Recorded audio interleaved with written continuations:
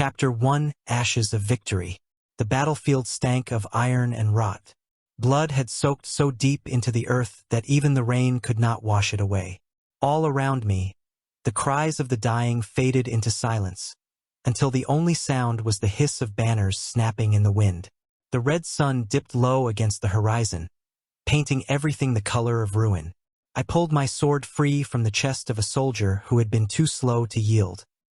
His eyes were already glassy, his mouth still forming words he would never finish. My hand shook as I wiped the blade clean against his tunic. Victory always looked the same. A graveyard where names would be forgotten by morning. General Liang. A voice broke through the haze. One of my men stumbled toward me, armor cracked and streaked with soot. He dropped to one knee, panting hard. The enemy has sent an envoy. They ask for terms of peace. I sheathed my sword, my body heavy with exhaustion. My throat burned, but my voice came steady. Take me to them. The ruined palace was a skeleton of its former glory. The grand gates hung crooked on shattered hinges. The marble steps were cracked and blackened by fire. Once, I imagined, this hall had been a place of ceremony and splendor. Tonight it was a tomb. The soldiers dragged a man forward, forcing him to kneel before me. His wrists were bound in iron, the skin rubbed raw from the chains. Blood streaked his pale cheek, but when he lifted his face, I faltered. Long silver hair fell loose around his shoulders, dirt and ash clinging to it like shadows. His gaze was sharp, cold, and unyielding, though the world had already declared him defeated. I am Yen Rue, Crown Prince of Cien, he said.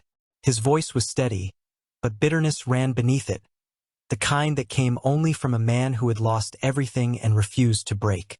Behind him, one of his generals knelt, shoulders shaking with rage and grief. Forgive us, Your Highness. We begged the king to. Silence. Yen Rue's voice cracked like a whip, though I heard the tremor beneath it. He turned back to me, his chin lifted in defiance. Take me as your prisoner. Spare my people. His words hung in the air, heavy as lead. I studied him, but it was difficult to look him in the eyes for long. There was no pleading there, no fear, only fire. You would trade your freedom for their lives? I asked, though I already knew the answer. His jaw clenched, but he did not look away. His gaze flickered once, toward the toppled throne, toward the corpses of the royal advisors lying in pools of their own blood. It was my king's order. I am his final offering. He whispered, so quietly I almost did not hear. A bitterness rose in my throat. He spoke of himself as if he were nothing but tribute. My hand curled around the hilt of my sword, though I had no reason to draw it. The Emperor will decide your fate, I said, forcing my voice to remain cold. I turned to leave, but his voice stopped me. What is your name? I hesitated. My instincts told me not to answer.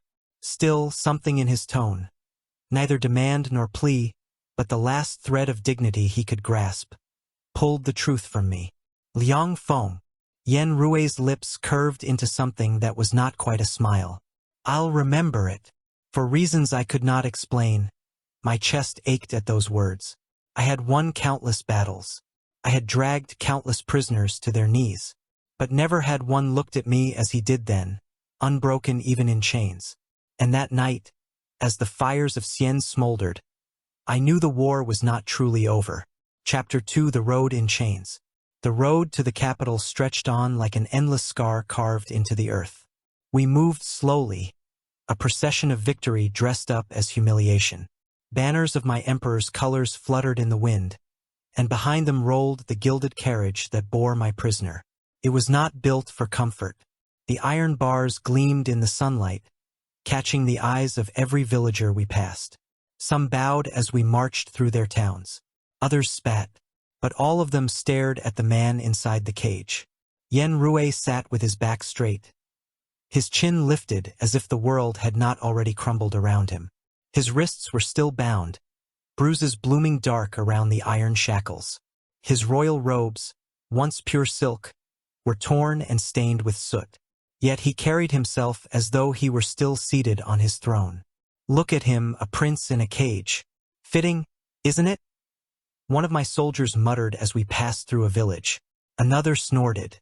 I heard he begged to be taken, offered himself like tribute. Pathetic. Their laughter grated against me more than the clash of steel ever had. I said nothing. I should have silenced them, but I didn't. My tongue felt like lead, my chest too tight to speak. That night, when we made camp, I found myself standing near the carriage long after the other men had retired. Lantern light spilled across Yen Rue's face, softening the sharp angles of his jaw. He sat cross-legged, unmoving, staring out into the darkness as if daring it to swallow him whole. "You haven't slept once since we left the ruins," I said at last. My voice came out quieter than I intended. His gaze shifted to me, steady and unflinching. "Would you sleep if you were caged like an animal?" I didn't answer. Instead, I crouched down, studying him through the bars. The shadows between us felt heavier than iron. "You'll need your strength. The capital is still days away," I said. He let out a short laugh, sharp, bitter. "Why bother with strength when it's only to carry me to my execution? You don't know that, don't I? I've seen how conquerors treat the vanquished. I won't be the exception." His voice cracked, though he masked it quickly. The silence stretched, thick and uneasy. I reached for the small bowl I'd brought and slid it through the gap in the bars. Rice, simple and plain, the same as what the soldiers ate. "Eat," I said. He turned his face away. "I'm not hungry. You haven't eaten in 2 days. You'll collapse before we reach the capital." He shifted, his chains rattling against the bars. Maybe that would be best. Something in me twisted at those words. I clenched my fists, forcing myself to stay still. "Don't die. It would make everything pointless." His eyes snapped back to me, sharper now, cutting through the mask of composure he wore. "Pointless for whom? For you, the loyal general parading his trophy home? Or for your emperor, who wants another jewel in his collection?" The accusation stung more than I wanted to admit. I looked away, the weight of his words pressing against my chest. "I don't know. But if you die now, your sacrifice will mean nothing." For the first time since I met him, his expression shifted. His defiance faltered, replaced by something rawer, something closer to despair. He stared at the bowl of rice for a long moment, then picked it up with bound hands and began to eat in silence. I turned to leave, but his voice stopped me. "You never asked me." I paused. "What?" "Back at the palace ruins. I asked for your name and you gave it. But you never asked for mine." I looked over my shoulder at him, his silver hair catching the dim glow of the lanterns. I didn't need to ask. Everyone knew the name of the crown prince of Cien. His lips curved into something that was not quite a smile. "Then perhaps I'll remind you anyway. My name is Yen Rue. Don't forget it." I inclined my head, but said nothing more.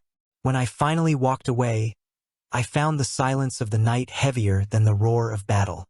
For all my victories, for all the enemies I had cut down in my emperor's name, I could not shake the image of him sitting there, caged, proud, and yet so unbearably human. I told myself it was only duty that kept me watching him. But even then, deep down, I knew that was a lie. Chapter 3: A City of Masks. The capital welcomed me as it always did. Beneath banners of silk, streets swept clean, and crowds pressed tight against the edges of the road. But this time, their cheers were not for me alone. They craned their necks to glimpse the cage that followed, their voices thick with curiosity and malice. "Is that the enemy prince?" a woman whispered, clutching her child closer.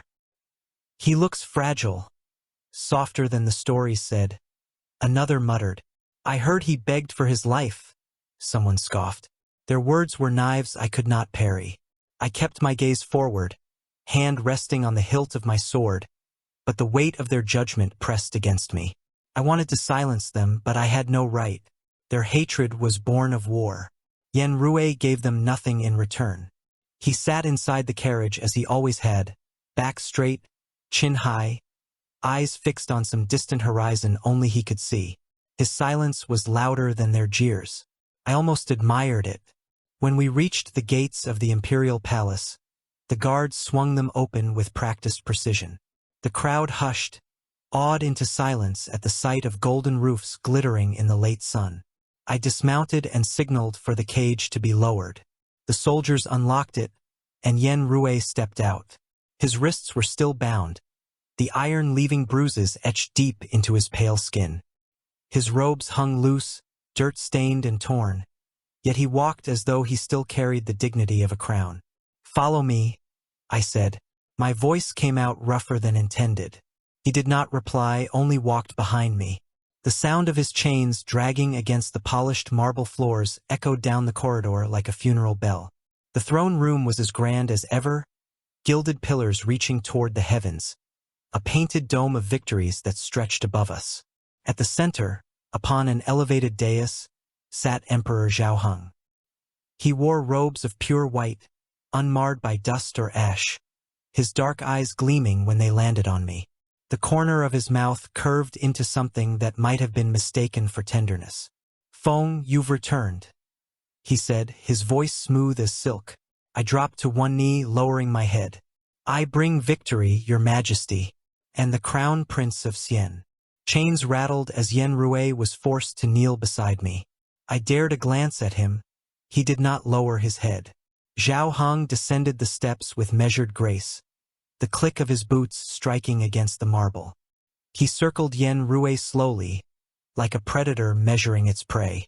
Then, with a hand as casual as it was deliberate, he brushed back the prince's silver hair. The gesture should have been nothing, but the way Zhaoheng's fingers lingered against Yen Rui's cheek made my stomach knot. "He's beautiful, it would be a waste to kill him," Zhaoheng murmured. His voice carried across the hall, soft yet cutting. I felt Yen Rui flinch, though he did not recoil. His defiance remained in the set of his jaw, in the fire of his eyes. He endured as he always had. "Take care of him, Feng, I trust you," Zhaoheng said at last, turning back to his throne. His words were offhand, but his eyes lingered on me. The command struck deeper than any blade I had faced. I bowed low, hiding the storm inside me. "Yes, your majesty." As we were led from the throne room, Yen Rui's chains scraping once more against the marble, I realized I had been given a task more dangerous than any battlefield. I was no longer just a soldier, no longer simply the emperor's sword. I had become a jailer of a man who refused to bow. And though I told myself I did not care, my chest burned with every step. Chapter 4: A Gilded Prison. Seasons changed more quickly than I noticed. Summer's heat bled into autumn's chill, yet inside the walls of my residence, time felt suspended. The emperor had entrusted Yen Rui to me, though entrusted was not the right word. He was not a guest, nor an ally. He was a prisoner wearing the illusion of freedom. He lived within my household, but his movements were watched, his steps trailed by my guards. He slept in chambers finer than most soldiers would ever see, but the silks were chains as much as iron would have been. The emperor had given me a man caged in gilding, and in binding him to me had bound me as well. At first, Yen Rui said little. He ate what was placed before him, nothing more. He walked the courtyards in silence, ignoring the whispers of servants who stole glances at him as though he were a phantom. His dignity was armor, and he wore it with skill. But silence cracks. Always. One evening, as I poured myself a cup of wine, he spoke across the table for the first time. "You do not strike me as the kind of man who enjoys keeping pets," he said, his voice even, his eyes fixed on the rim of his cup. I froze, the cup halfway to my lips. "You think that is what you are?" His gaze finally rose to meet mine, sharp as a blade. "Am I wrong?" I set the cup down with more force than intended. "You're alive. That should be enough." His lips curved into the faintest, bitterest of smiles. "Strange. You speak as if life is mercy, when sometimes it is only cruelty drawn out." I had no answer. The silence returned, heavier than before. But from that night onward, he no longer ignored me entirely. It began with glances, quick, fleeting, as if he were testing the edges of a knife. Then questions, measured, sharp. And then, one night when I had drunk too much wine, his words slipped free like a confession he had not meant to give. "I don't hate you as much as I should." I laughed, though the sound was bitter even to my own ears. "Then I must be failing in my duties." He turned away, but not before I saw the flicker in his eyes. It was not forgiveness. Not yet. But it was something closer to recognition. Days passed. He insisted on training, though his body still carried the scars of war and captivity. I watched him from the edge of the practice hall, his silver hair damp with sweat, his movements sharp and disciplined. He moved like a prince who had never yielded his crown. But exhaustion dulled his strikes, and pride blinded him to his own weakness. Then it happened. His stance faltered. His sword slipped from his grasp and clattered to the floor. A heartbeat later, he collapsed. "Yen Rue!" I caught him before he hit the ground, his body trembling violently against mine. His breath came ragged and shallow, hot against my neck.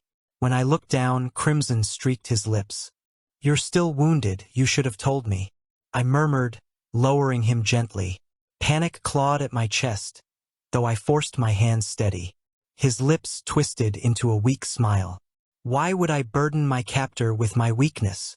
I tore a strip of cloth from my sleeve and wiped the blood from his mouth. "Because if you fall here, then everything you've endured will have been for nothing." He let out a broken chuckle. "You care far too much for a man who should be your enemy." I hesitated, the words heavy on my tongue before I forced them free. "Because you're not my enemy anymore." The hall fell silent. His eyes widened, not in disbelief, but in something closer to fear. Not of me, not of death, but of the unknown that lay beyond survival. His fingers, weak and trembling, curled against my sleeve. The gesture was so small, so unguarded, that I felt something twist painfully in my chest. I covered his hand with mine, my voice softening despite myself. "Rest. I'll stay." For the first time since his capture, he did not argue. He closed his eyes, the weight of his exhaustion dragging him under. And I, Liang Feng, who had stood unflinching on battlefields, who had faced 1,000 dying screams without trembling, sat in silence, guarding the breath of a man I had once called enemy. The Emperor had bound us with invisible chains. But it was not the Emperor's will that kept me there in that moment. It was my own. Chapter 5: Shadows at the Feast. The Emperor summoned us to a feast. The halls of the palace glittered brighter than any battlefield I had ever seen. Lanterns spilled golden light across polished floors. Music wove through the air like smoke, and nobles draped in silks clustered around low tables heavy with food and wine. It was meant to be a celebration of victory, but I knew it was also a theater, a stage upon which the conquered prince would be displayed. Yen Rue walked beside me, his silver hair bound loosely with a ribbon, his wrists free of chains for the first time in months. He wore robes of pale blue the Emperor himself had chosen, fine silk that clung to his narrow frame. The courtiers' eyes followed him, whispers rising like insects. "Beautiful, like porcelain. Is that truly the Prince of Cien?" I heard every word. So did he. But if their stares cut into him, he did not show it. His chin remained lifted, his stride steady, his expression unreadable. When we reached the dais, Zhao Heng smiled in a way that made my stomach tighten. "Feng, you've done well," he said warmly, though his gaze never left Yen Rue. I bowed low. "Your Majesty." Yen Rue bent at the waist, but not fully. Enough to acknowledge, not enough to submit. A dangerous line. Zhao Heng only laughed. "Rise, both of you. Tonight is no night for stiffness. Sit at my side, Yen Rue. Let me see if your famed wit matches your beauty." My jaw tightened. That seat, so close to the Emperor, was a privilege few dared hope for. To place a conquered prince, there was both insult and provocation. Yen Rue hesitated. His eyes flicked briefly to me, just for a heartbeat, before he stepped forward and obeyed. He sat where Zhao Heng pointed, every movement graceful, calculated. The feast began. Dancers twirled, musicians played, and the scent of roasted meats and spiced wine thickened the air. Yet my eyes kept straying toward the dais. Zhao Heng leaned too close, his hand brushing against Yen Rui's sleeve as if by accident. Yen Rui bore it with silence, his face a mask carved from stone. At one point, Zhao Heng plucked a grape from a golden dish and held it toward him. Taste this. Our lands are fertile, our fruits sweeter than war. Yen Rui's lips pressed together. Slowly, he took the grape, but rather than eat it, he placed it on the plate before him. I prefer to serve myself, he said quietly. A hush fell over the table. My heart pounded. Defiance here was dangerous, deadly even. Zhao Heng stared at him for a long moment. Then he laughed, loud and sharp, startling the courtiers. Proud to the end. Good. I'd hate for my new jewel to lose its fire. The tension broke, conversation resuming, but I could not breathe easily. Every gesture, every glance between them, was a game I could not stop. Later, when wine had loosened the nobles' tongues and the music had grown louder, Zhao Heng leaned back, eyes gleaming. Feng, tell me, does our prince behave well under your roof? He called, his tone deceptively casual. Every head turned toward me. Yen Rui's gaze flickered, unreadable. Yes, your majesty, he follows my guidance. I answered. Zhao Heng's lips curved. Good, keep him close. I want him polished, not broken. Do you understand? Yes, your majesty. But in my chest, unease coiled like a serpent. The feast ended with applause and drunken laughter. When I escorted Yen Rui back through the palace corridors, the air between us was thick with words unspoken. At last, he broke the silence. Your emperor enjoys his games, he said, his voice low, weary. He enjoys many things, I replied. And what do you enjoy, Liang Feng? I stopped walking. His eyes were on me now, sharp yet searching, as though he truly wanted the answer. I opened my mouth, but nothing came. What could I say? That I enjoyed loyalty? Duty? That I enjoyed the way his defiance made my chest burn with something I could not name? At last, I forced the words out. I enjoy order. Stability. He gave a small, humorless laugh. Then you will never enjoy me. The rest of the walk passed in silence. But his words clung to me long after the torches were snuffed out, lingering like the taste of wine I had never drunk.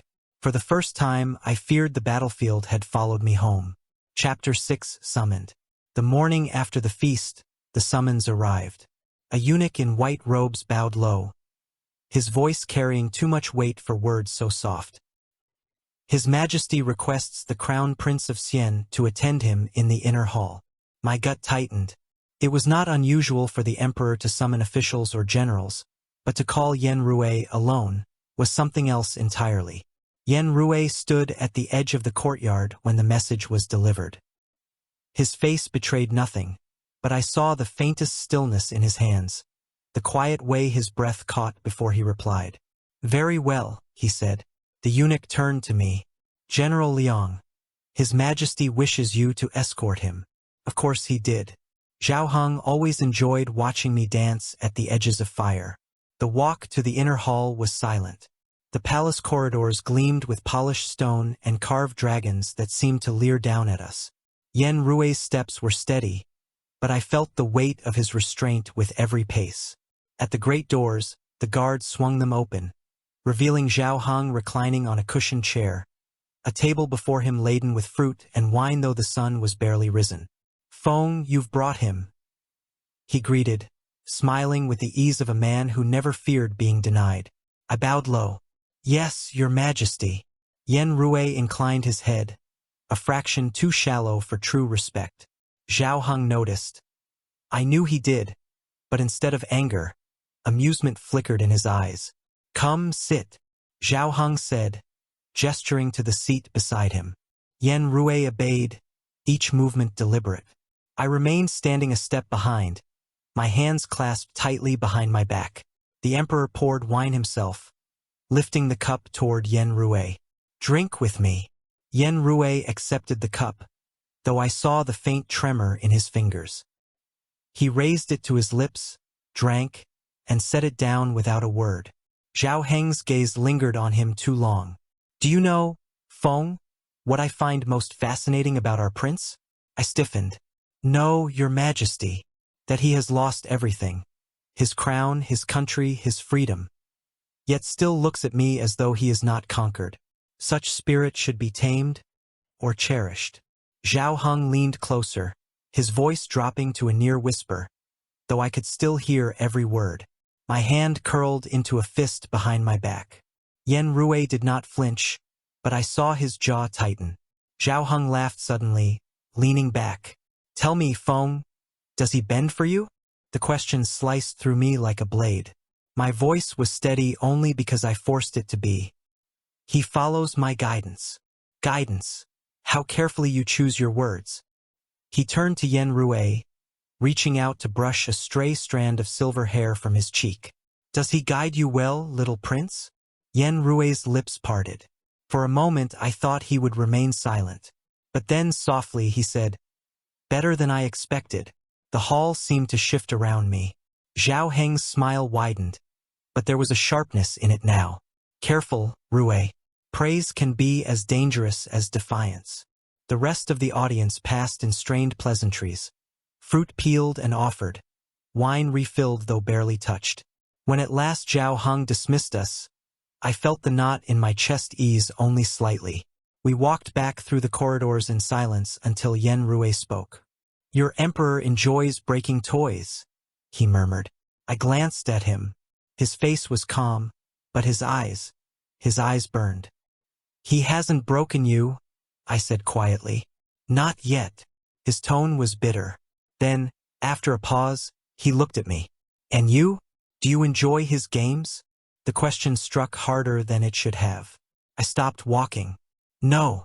Something shifted in his gaze. Something fragile, quickly hidden. He turned away, resuming his pace. Then perhaps we are both prisoners, Liang Feng. Only your chains are made of loyalty. The words lingered long after we returned to my residence. They echoed as I lay awake that night, staring at the ceiling, wondering when loyalty had begun to feel like shackles, and wondering why, when I thought of chains, I no longer thought of iron, but of silver hair and unyielding eyes. Chapter 7: A Cage with an Open Door.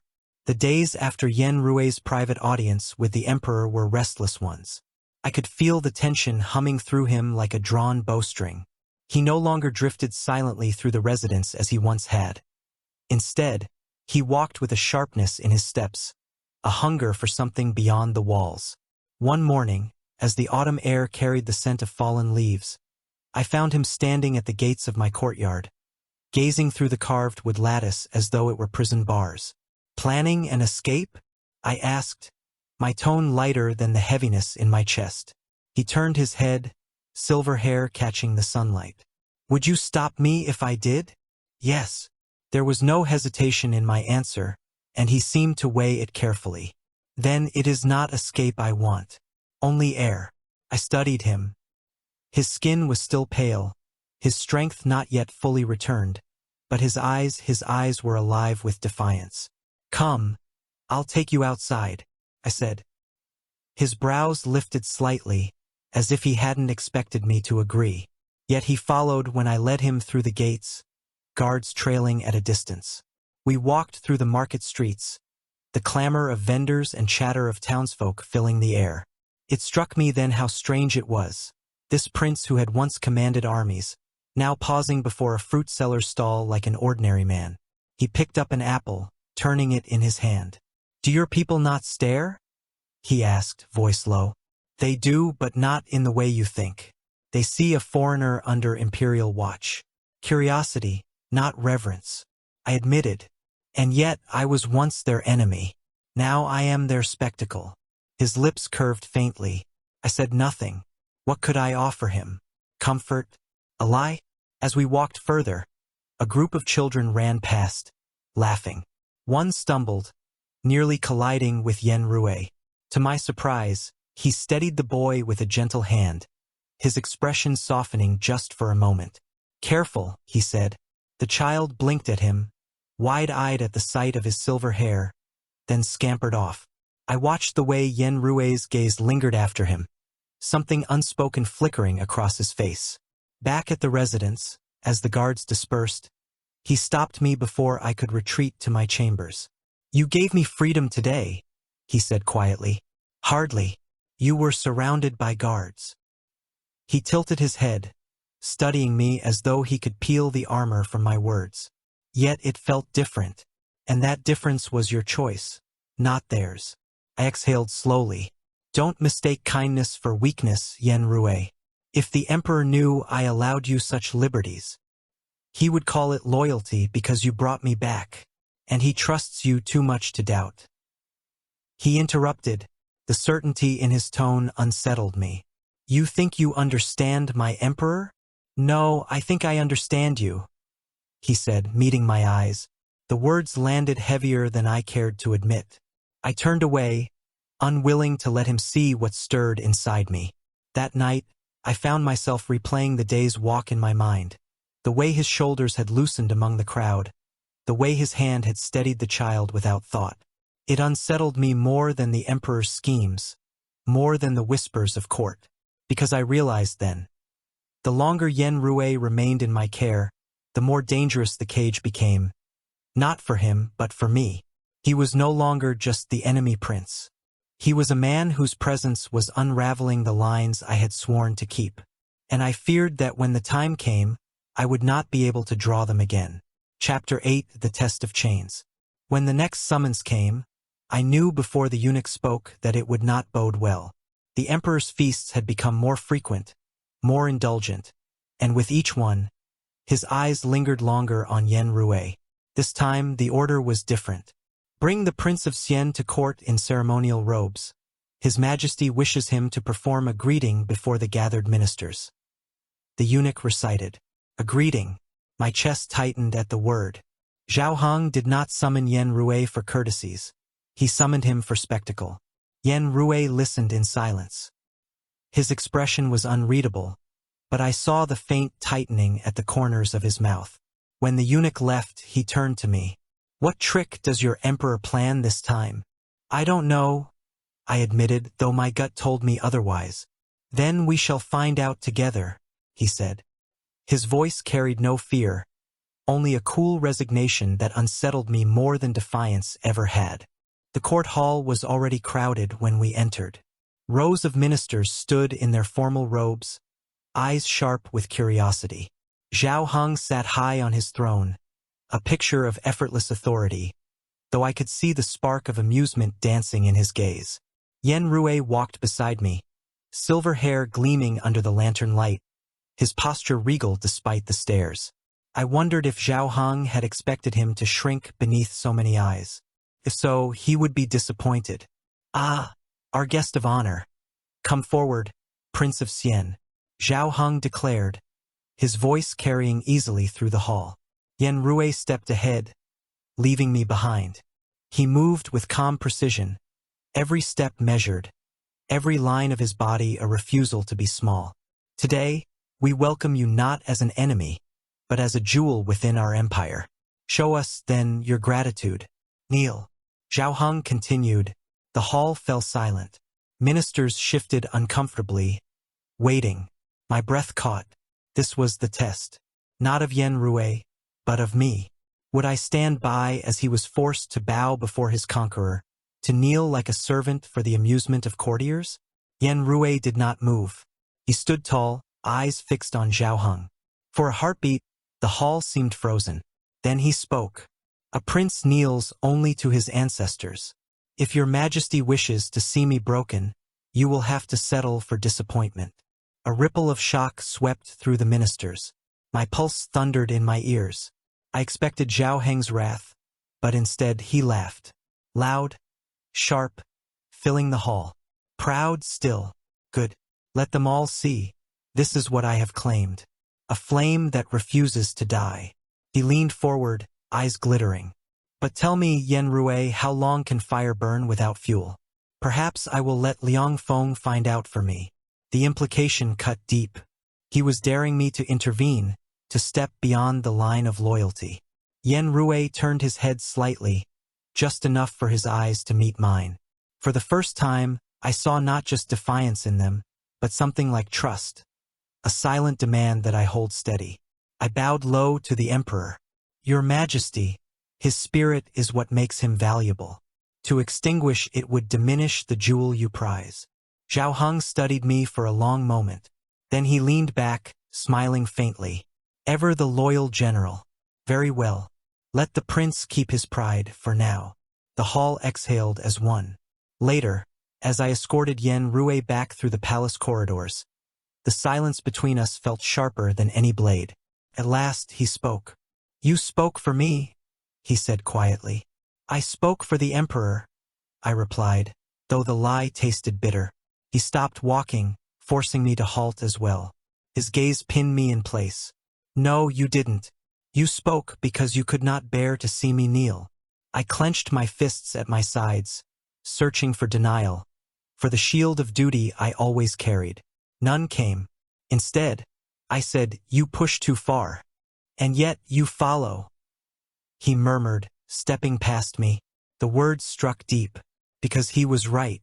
That night, I lay awake again, replaying the hall, the silence, the laughter of the emperor. Zhao Heng thought he had tested Yen Rui. He thought he had tested me. But the truth was, he had only revealed the chains I already wore. Not iron, not gold, silver hair, unyielding eyes, and a pride I could not let the world take from him. Chapter 9: The Night Without Armor. The palace quieted after midnight, but my mind did not. Sleep eluded me, chased away by the image of Yen Rui standing tall in the emperor's hall, refusing to kneel. The echo of his words still rang in my ears, defiant and sharp. I had told myself it was loyalty that made me speak for him.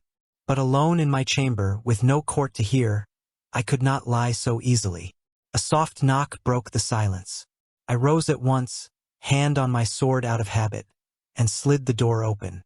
Yen Rui stood there, silver hair loose over his shoulders, his robe unfastened at the collar. His expression was unreadable, but his presence at my door at such an hour was answer enough. Something had driven him here. Can't sleep? I asked. Sleep, it avoids me as well. He echoed, a faint twist to his lips. I stepped aside. Come in. He entered without hesitation, moving with that quiet grace that made him seem more shadow than man. I poured wine, though it was a poor excuse to busy my hands. When I handed him the cup, his fingers brushed mine. Cool, steady, and I felt the contact like a spark.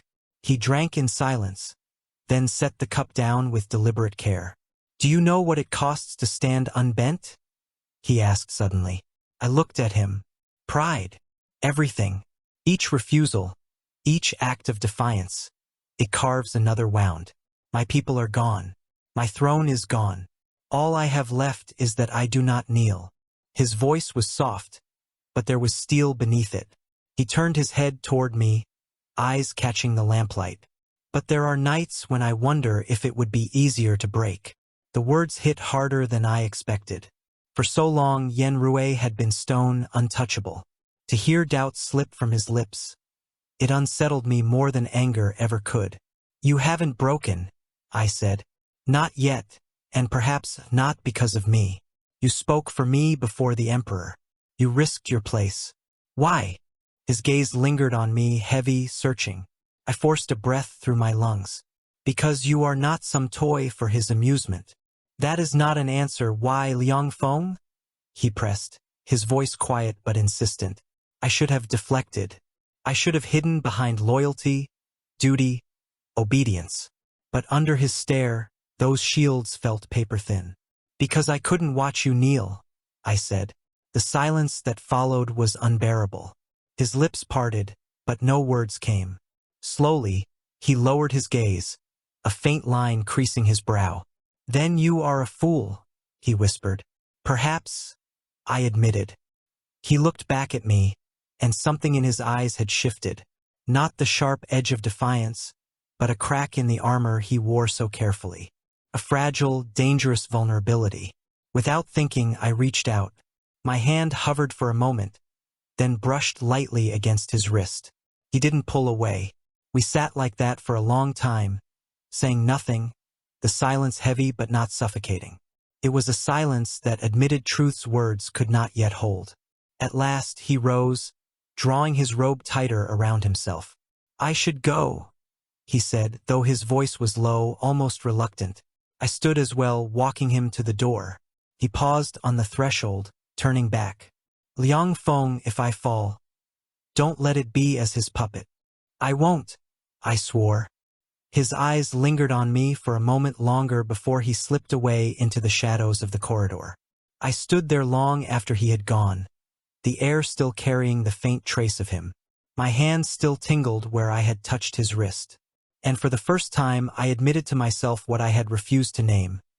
Yen Rue was no longer just my charge, nor my prisoner. He was the line I could not watch be crossed. Chapter 10. Beneath the Emperor's Hand. The summons came at dusk, when the palace corridors glowed with the last light of day and shadows stretched long like waiting knives. An Imperial messenger bowed low, voice hushed. "His Majesty requests you alone."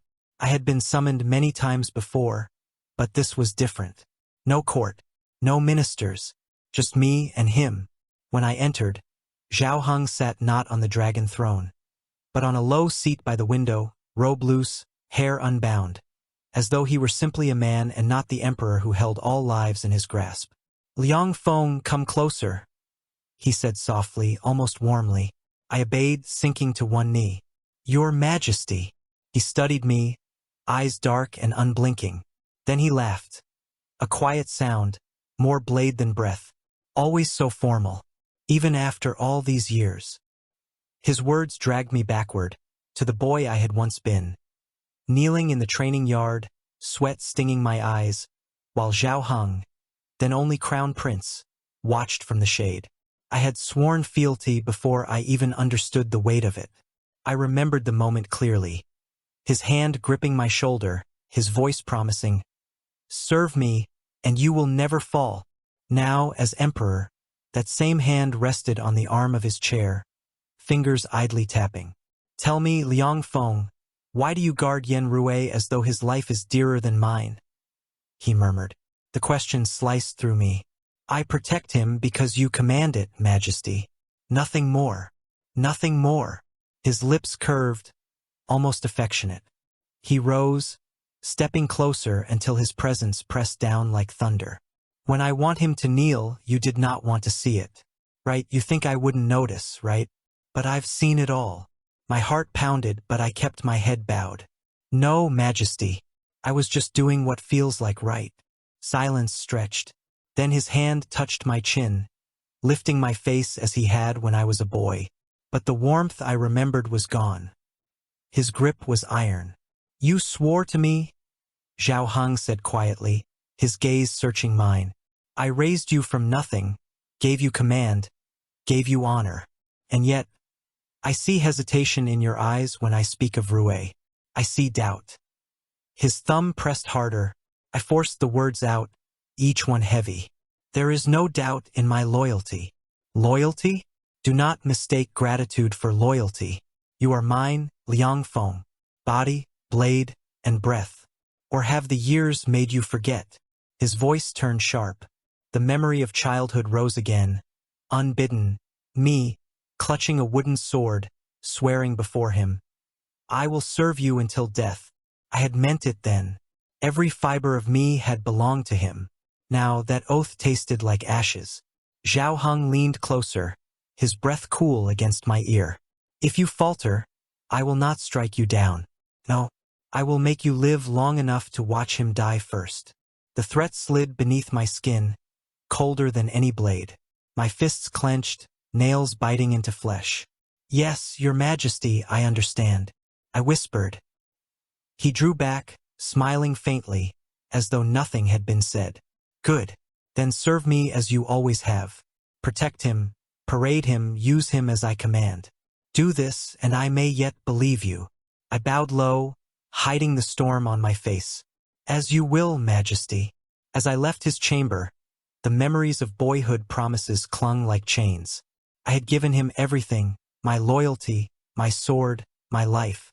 But tonight I understood what I had refused to see before.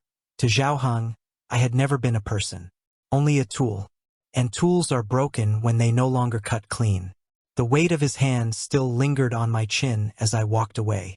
And for the first time in my life, the oath I had once shouted with pride burned like a curse carved into my bones. Chapter 11: A Child in the Ashes. We rode under cover of night, the moon veiled by clouds, our banners hidden, our blades bare. Zhao Heng's orders had been clear. The household must vanish. Leave no root for rebellion. I repeated those words to myself as we reached the noble estate. The gates fell quickly, guards cut down before they could raise alarm. The courtyard filled with firelight as my men torched the stables, their shouts mingling with the screams inside. I told myself it was duty, it was loyalty, it was survival. But when I crossed the threshold of the main hall, I faltered. A woman clutched her child to her chest, eyes wide with terror. An old man raised a trembling sword, more for pride than hope. Behind them, servants huddled like cornered animals. "General, your command." One of my captains urged, blade already dripping. For a moment, I couldn't breathe. My hands shook on the hilt of my sword. These were not soldiers. They were people caught in the web of power they could not cut free from. I remembered Zhao Heng's voice. If they live, they will breed rebellion. Do it, I forced out. Steel flashed. The old man fell first, his cry swallowed by the clash. The woman's scream tore at my ears, silenced only when a soldier's blade struck her down. The child in her arms tumbled free, landing on the stone floor with a wail that split the night. I froze. The girl could not have been more than 5. Her small hands clutched the bloodied robe of her mother, tugging, as if sheer will might rouse her. Her cries echoed through the hall, louder than fire, louder than steel. "General?" another soldier asked, glancing at me. I saw it in his eyes, the question he did not voice. Why did I hesitate? I sheathed my sword. "Leave her." The man blinked. "But the order." "Leave her. She is no threat." I snapped. A silence spread through the room. My soldiers obeyed, but I felt their eyes burn into me, heavy with doubt. They had seen me falter. They had seen me break. When the others moved on, I knelt beside the child. Her cheeks were streaked with tears and ash, her tiny body trembling. She looked up at me with eyes too wide, too full of terror for one so young. "Hush! It's over now," I whispered, my voice shaking despite myself. She sobbed harder, clinging to my wrist. I wanted to tell her she would be safe, that someone would care for her, that this night would fade like a nightmare. But the words lodged in my throat, because I knew I was lying. I brushed her hair back gently, as I might have comforted a younger sister long ago. "Listen to me. You must be strong. Do you understand? You must run. Far from here. Do not look back." Her small hand clutched mine desperately. "Mama!" The word pierced me deeper than any blade. I swallowed hard, forcing myself to meet her gaze. "She cannot come with you, but you can live. You must live." I pulled her to her feet and led her toward a side gate, where the flames had not yet reached. My hand lingered on her shoulder. "Go, now. Don't stop until the dawn." She looked at me one last time, tears shining in the firelight, then turned and fled into the night. I stood there, alone, watching her vanish into the darkness, the screams and crackle of fire rising around me. When I rejoined my men, they did not speak. But I saw it in their faces, the doubt, the questions. A general who hesitated, a general who spared. And in that silence, I heard Zhao Heng's voice as if he stood beside me. "Hesitation is the seed of betrayal." The ashes clung to my armor. The child's cries clung to my ears. And I knew, though I had carried out his command, I had already planted the seed that would one day undo me. Chapter 12: Poisoned Loyalty. The summons came swiftly after the slaughter. I had scarcely washed the blood and ash from my armor before the Imperial Guard escorted me into the great hall. The court was gathered in full force, their eyes sharp as blades. Zhao Heng sat upon the dragon throne, robes gleaming like fire in lamplight. Ministers crowded at his feet, voices overlapping like the screech of crows. "Your Majesty!" General Liang disobeyed your sacred decree. The family was not wholly extinguished. Another thundered, such insubordination cannot be ignored.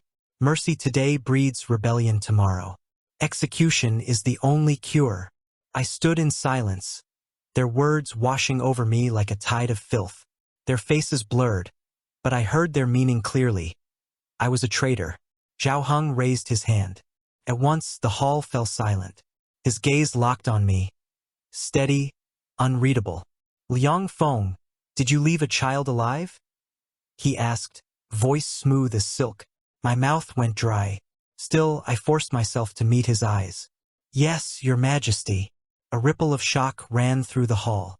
One minister stepped forward, red-faced with fury. Then the crime is confessed. Strip him of rank, sever his head, display it at the gates as a warning. I almost laughed. A lifetime of service, weighed against a single heartbeat of mercy. So fragile was loyalty in this court. But Zhao Heng only smiled, a thin, dangerous curve. No, the hall murmured, bewildered. Your Majesty. Enough. Zhao Heng cut them off. His voice had steel in it now. Liang Feng is mine. He has been mine since he swore as a boy to serve me until death. His punishment is for my hand alone. His eyes lingered on me, almost fond. His words struck deeper than the minister's calls for blood. Mine, always his. Even now, even as I stood accused, he would not let me belong to anyone else. Come forward, Liang, he commanded. I obeyed. My footsteps echoed in the vast hall, each one heavier than the last. When I reached the steps of the throne, he gestured to the attendants. A cup of wine was brought forth, steaming faintly in the chill air. He lifted it, swirled it, then pressed it into my hands himself. Drink, prove your loyalty once more, he said softly, almost gently. I stared at the cup. The scent reached me sweet, cloying, wrong. I knew what it was. Poison. My soldiers' eyes burned into my back. The ministers leaned forward like vultures, and Zhao Heng watched me with that half-smile, the same smile he had worn when he was a boy, when he had first placed a wooden sword in my hand and called me his shadow. My hand trembled, but I raised the cup. As you command, Majesty. The wine was bitter on my tongue, scorching as it slid down my throat. My chest seized almost instantly. My knees buckled, vision blurring as the hall tilted and swam. Gasps erupted around me, but Zhao Heng did not move. He simply leaned forward on his throne, eyes bright, voice low enough only I could hear. This is loyalty, Liang Feng, to serve me, even in death. The poison burned through my veins, fire turning to ice. My body collapsed onto the cold stone floor. I felt hands reach for me. Soldiers, attendants, but I could not tell if they meant to help or to carry me away like carrion. The last thing I saw was Zhao Heng's face above me, calm, unshaken, almost tender. And I thought, with bitter clarity, I was never his general, only his possession. Darkness took me before I could decide whether I regretted saving the child. Chapter 13. The Cage of Gold. When I woke, the world felt distant. The silk beneath me was too soft, the pillows too heavy with fragrance, the air thick with incense sweet enough to choke. It was a room carved for a favored concubine, not a soldier. Not me. I tried to move. Chains answered. The clink of iron cut through the haze, sharp and mocking. My wrists were bound to the carved wooden frame of the bed, cuffs heavy, biting into skin rubbed raw. Even breathing felt like submission. You're awake. The voice was calm, low, familiar. Zhao Heng sat at my side, white-robed, spotless as if untouched by the rot of this world. In his hand, a porcelain cup steamed gently, ginseng scent rising into the room like some cruel incense. He looked serene, merciful. He was neither. Your Majesty, I rasped, throat dry as sand. He set the cup down with unhurried grace. His hand came to me, brushing through my tangled hair, smoothing it away from my face as though I were something fragile. You must be wondering why you are not dead. His tone was light, almost playful. I said nothing. 2 fingers caught my chin, forcing my gaze upward. And yet, here you are. His eyes burned. I held that gaze in silence, jaw tight, refusing to bow, refusing to beg. Zhao Heng chuckled softly, a sound warm in a way that chilled more than any blade. So stubborn. You've always been like this, loyal to the end. His hand slid lower, down my throat, tracing scars. Some from war, others his. So loyal you disobeyed me. In the name of loyalty. The word coiled around me like a rope. He sighed, as though disappointed by a child. Execution would have been merciful. But mercy is something you no longer deserve. He leaned close, lips brushing the shell of my ear. I shut my eyes. His lips pressed against my collarbone, slow, deliberate. A mark, a claim. I did not move. I did not fight. There was no battlefield here. No sword. No honorable death. Only silence. Do you hate me for this, Feng? His voice was almost gentle. The answer clawed at my throat. No, your majesty. A lie. He tasted it in the air, but he only smiled, savoring the falseness. His hand slid lower. His touch, gentle where cruelty would have been kinder. Humiliation wrapped in silk. Deception sharper than iron. You were mine long before this. You are mine still. My sword. My shield. My prize. He tapped the cuff biting into my wrist. Even bound, you are beautiful. Then his lips pressed against mine. Not a kiss. Command. A brand of possession. A furnace where my resistance burned to ash. I did not return it. I did not resist. When at last he pulled back, I stared past him, hollow. He smoothed my hair with care, kissed my temple like a lover. Sleep well, Feng. We have years yet. The doors closed behind him with a muted thud. I stared at the canopy, and the silence stared back. Time bled. Silk and perfume became chains heavier than iron. The best food, the softest robes, music drifting like ghosts through the corridors. A cage gilded in gold. Each attempt I made to end it was stopped. He came himself every time, patient, smiling. Yen Rui lives because of you. The words were the lock on my cage, the shackle that bound my will. If I broke, Yen Rui would die. So I endured.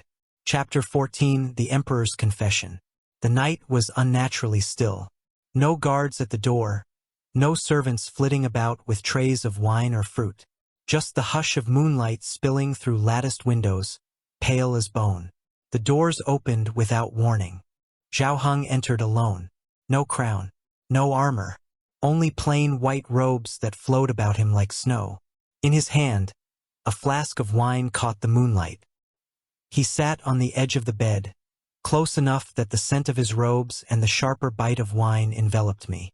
One of his hands came to rest on the quilt beside my bound wrist, his fingers brushing the iron cuff as though it amused him. You never asked me why. His voice was quiet, almost gentle. I kept my lips pressed shut. He studied me, head tilted, eyes sharp as they always were in court. Yet tonight there was something more dangerous there, something bare. Why I'm doing this to you, why I'm not letting you go, why Rui was brought here at all. He leaned in, eyes catching mine and refusing to let go. Do you think I ever wanted him? The question struck like a blade. I swallowed, but I said nothing. Zhao Heng smiled faintly, though it was not warmth but the smile of a predator who has cornered its prey. He leaned closer, and I caught the heat of wine on his breath. Rui was nothing but a mirror, a test, to see if my sword could bend, to see if Feng could betray me. My chest tightened against the weight of chains and memory. Zhao Heng had placed him under my protection just like I thought he was just another chain for me. But I never thought Zhao Heng will harbor such thoughts for me.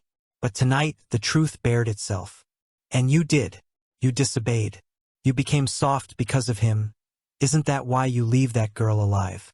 For him. That is how I knew. Zhao Heng's voice sank low, roughened with something close to hunger. His eyes softened, almost tender. My throat constricted. Knew what? My voice cracked despite me. That you needed to be tamed. The words landed heavier than any iron. Zhao Heng's hand rose, brushing my cheek with a thumb so gentle it burned. Since childhood, Feng. From the day you first held a wooden sword, defiant, unyielding, I watched. The boy who stood when others bowed. The boy who bled for honor no one else remembered. His words dragged memories out of me like hooks. The training yard, sun on my back, sweat stinging my eyes as wooden blades cracked against my arms. I remembered standing taller than the others, refusing to bow when ordered unfairly. And somewhere beyond the gates, a young prince watching, gaze steady, unblinking. I wore crowns. I won kingdoms. I broke men who called themselves untouchable. And still, my eyes never left you. Zhao Heng's voice was steady, dangerous in its calm.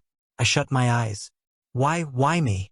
He leaned close, his lips ghosting mine before answering. Because you are the only one who I wanted to own. Even now. And I won't let anyone else to have you. Not him, not even death. His mouth touched mine. Slow. Searing. Devotion twisted into cruelty. When he drew back, his eyes shone with fire. Rui was never my desire. He was the flame I held to the steel. But you, Feng, you are the steel. His voice dropped, husky, seething with obsession. He pressed a kiss against my jaw, then my throat, the brush of his lips like a claim branded into skin. And now, you are no longer my sword. His lips curved against my flesh, the words struck like a verdict. You will never be again. You are my captive, my fantasy, my lover. His hand pressed the iron cuff at my wrist, the chain rattling with his touch, before sliding down to rest over my heart. Every chain, every silk, every breath you take will remind you. You are mine. Not the Empire's, not glory's, not your own. Only mine. I turned my head away, but his grip caught my jaw, pulling me back. His eyes burned into mine, a fire that devoured instead of warmed. You will learn it not today, not tomorrow, but with every breath you draw in this cage of gold. He whispered, lips brushing the shell of my ear. His mouth closed on mine again, slower, deeper, sealing the vow in heat and silence. When he pulled away, the wine flask tilted. He raised it to his lips, then pressed it to mine. I clenched my jaw. He smiled, patient, and with a single finger stroked along my throat until the muscles loosened. The bitter fire slid past my lips, forced down with his steady hand at my chin. Good, even in defiance, you bend only to me. He murmured, brushing the back of his fingers against my face. The chains clinked as he rose, but his hand lingered on my chest a moment longer, pressing over the frantic rhythm of my heart. Sleep well, Feng. Dream of nothing but me. The doors closed behind him with a soft thud. The moonlight remained. The silence crept back in. From that night on, there was no misunderstanding. I was not a general, not a man, not even a prisoner. I was his, and he would never let me forget it. Chapter 15. The Final Sacrifice. When news came that Yen Rui was being sent back to Cien, I knew the truth. Zhao Heng was never merciful. He was sending him to die. I did not hesitate. The palace's chains had grown too familiar. The golden cage, the silks, the incense meant to soothe and mask rot. I bled my wrists raw against the manacles until bones screamed. I dislocated my hand to slip through the iron bite. Guards fell in silence, throats cut before they could call alarm. I moved through the palace shadows with nothing but a stolen blade and desperation. The night I fled was not for freedom. It was for him. By the time I reached the convoy, the forest had already become a graveyard. Shadows danced between trees, blades cutting arcs of light against the moon. The assassins were efficient, too efficient. They moved like men who had rehearsed this slaughter, mercenaries handpicked for precision. Arrows hissed, driving through armor, through flesh. Guards screamed, their cries swallowed by the night. Bodies already littered the earth, faces twisted in terror. But my eyes sought only one, and I found him, Yen Rui. He stood amid the chaos, his hands bound at the wrist, a stolen blade clenched tight.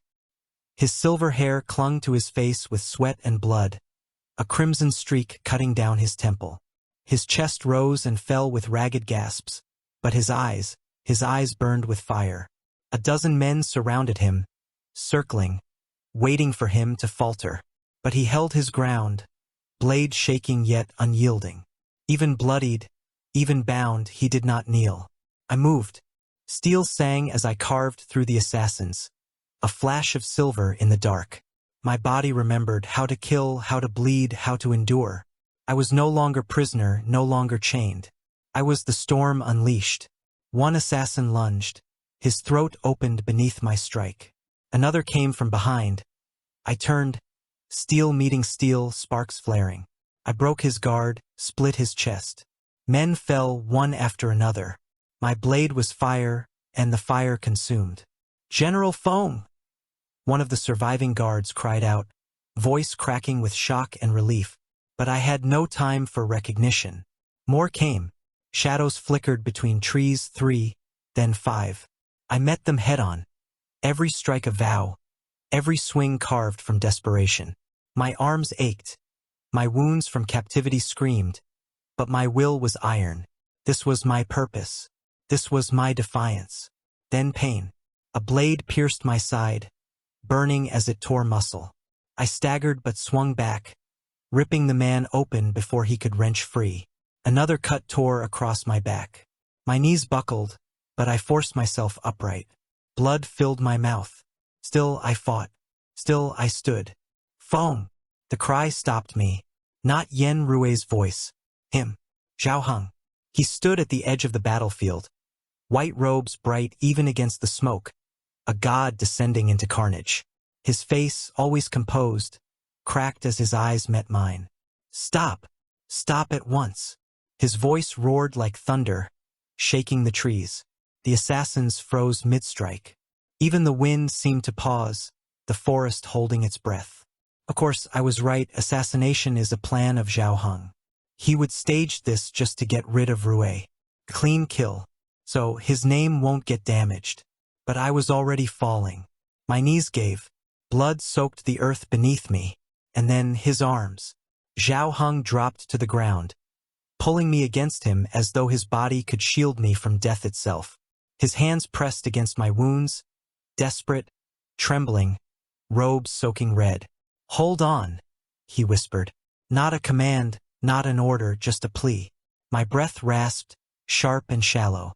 I forced my eyes open, staring at him through the haze. Fear, raw human fear, filled his gaze. "I should never have caged you. I should never have hurt you. Fong, stay with me. Do you hear me? Stay." He murmured, voice breaking. I coughed, lips tasting of iron, and a weak smile ghosted my mouth. "Your Majesty, please, don't kill him." My voice was a rasp, but he bent close, clinging to the sound. His body stiffened. His head snapped toward Yen Rue, still kneeling a few feet away, bound and breathless, watching in horror. "Please spare him. Let him go home." I whispered again, the word tearing itself from what little remained of me. Silence fell. The assassins watched, frozen. Guards trembled, too afraid to breathe. Yen Rue struggled against his bonds, voice hoarse. "Fong, don't do this. Fight. You can't." His cries broke, shattering. I turned my face toward him, forcing strength into my fading eyes. "Live," I mouthed. Yen Rue's knees hit the ground. He shook his head violently, tears streaking through dirt and blood. Zhao Heng's hand shook as it cupped my cheek, smearing blood across my skin. His lips trembled. "You should be asking for your life, not his," he whispered. I was so tired of wars, of humiliation, of chains. My voice cracked, each word heavier than the last. Zhao Heng's arms tightened, pulling me closer. His forehead pressed against mine, his breath ragged. "You are mine, you have always been mine," he whispered fiercely, breaking apart. I closed my eyes. A faint smile touched my lips. "I know, and no matter what, I have never betrayed you." I breathed. The words shattered him. His breath hitched. He trembled violently, desperation carving deep lines across his face. Feng, don't leave me. I forbid it. Do you hear me? I order you. But I was already fading. May glory and victory forever belong to you, your majesty. My final oath. The world dimmed. My body grew light. I slipped from his arms into silence. The world moved on without me. Zhao Heng did as I asked. Yen Rui lived. Returned to Cien, his body spared, though his soul bore the weight of my blood. He carried grief like a scar that would never close. And Zhao Heng, he lived. He ruled with an iron hand. His enemies fell, his empire stretched beyond maps. His name carved into history, feared, worshipped. But no conquest filled the hollow I left. Some nights, when the palace was still, he sat in the war chamber, staring at the chair where I once stood. Other nights, he returned to the chamber where I had lain, where silk sheets still bore stains that no washing could erase. He touched them, sometimes, as if the fabric might bring me back. No decree, no victory, no empire could erase me. Regret was a crueler punishment than death. And for Zhao Heng it lasted a lifetime.